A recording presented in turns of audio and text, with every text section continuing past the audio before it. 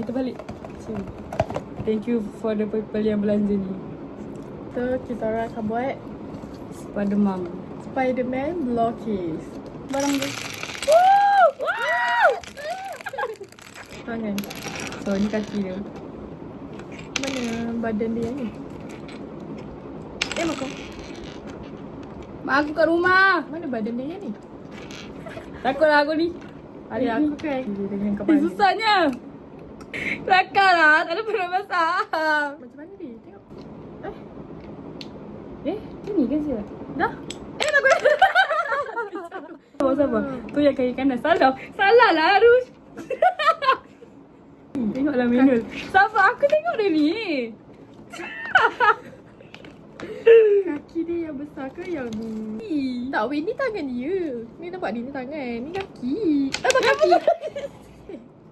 Ha. Aku dah kata ke Kenapa dia tak kangkang ni? Okay macam ni. Okay sorry.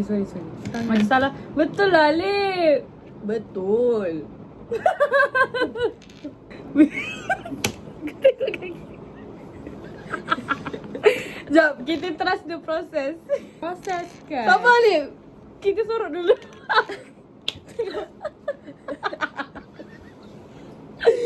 Nampak ni, dia punya ni. Tengok Okay, kau tunjuk kita pasang. Nampak ni?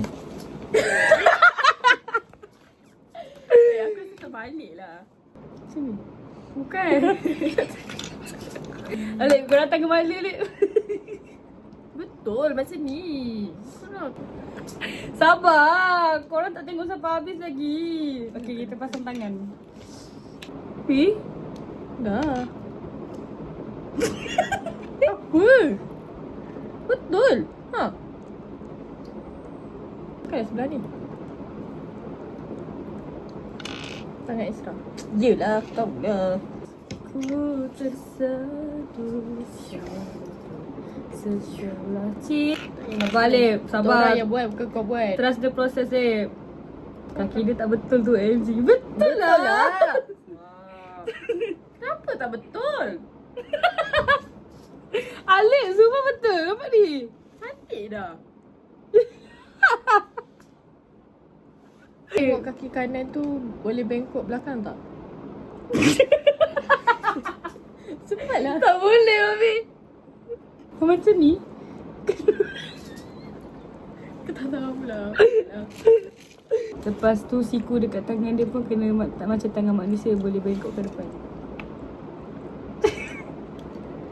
Sabar. Oh.